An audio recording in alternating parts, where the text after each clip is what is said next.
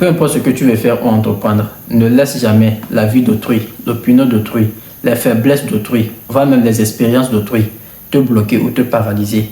Parce que le fait qu'une personne te dise que tu n'es pas capable de faire telle ou telle chose n'est pas forcément vrai. Tu n'es pas obligé de croire à ces affirmations. Parce que la plupart du temps, ces affirmations ne sont ni logiques ni rationnelles. La vérité est que on ne sait jamais avant d'essayer.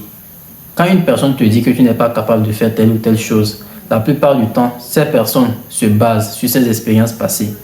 Peut-être que par le passé, cette personne a eu à essayer et a échoué. Ce qui fait que cette personne a 2 pas d'avance sur toi. D'abord, elle a essayé et de 2, elle a échoué. Par contre, toi, ce n'est pas ton cas. Tu n'as pas encore essayé et tu n'as pas encore échoué. Ce qui fait que les affirmations de cette dernière sont toujours basées sur ses faiblesses. Et c'est le fait qu'elle prenne ses faiblesses comme étant une généralité qui n'est ni rationnelle ni logique. Car on est différent et unique. On est doté de talents et de compétences différentes. Du coup, mes faiblesses à moi ne peuvent pas forcément être tes faiblesses à toi. Vrai. La deuxième chose est que même si tu essaies et que tu échoues aujourd'hui, cela ne veut pas dire que tu vas encore échouer demain ou dans 3 mois plus tard. Car cette affirmation aussi n'est pas logique ni rationnelle. Tu dois comprendre que l'échec n'est jamais définitif.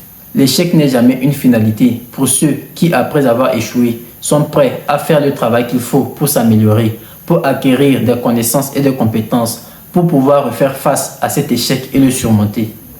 Tu échoues parce que tu n'es pas encore assez compétent. Tu échoues parce que tu n'as pas encore acquis les connaissances, les savoirs qu'il faut pour pouvoir réussir. Tu échoues parce que tu n'es pas encore assez fort. Tu n'as pas encore atteint la maîtrise de ton domaine. Mais la bonne nouvelle est que tu peux changer tout cela. Tu peux devenir plus fort en t'exerçant, en t'entraînant plus. Tu peux acquérir plus de connaissances et de compétences en t'instruisant, en faisant plus de recherches, en lisant des livres qui portent sur ton domaine.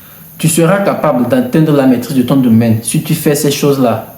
Par contre, l'échec devient définitif pour ceux qui, après avoir échoué, ne font pas le travail qu'il faut pour s'améliorer, pour acquérir de nouvelles connaissances et compétences, pour atteindre la maîtrise de leur domaine. Vrai.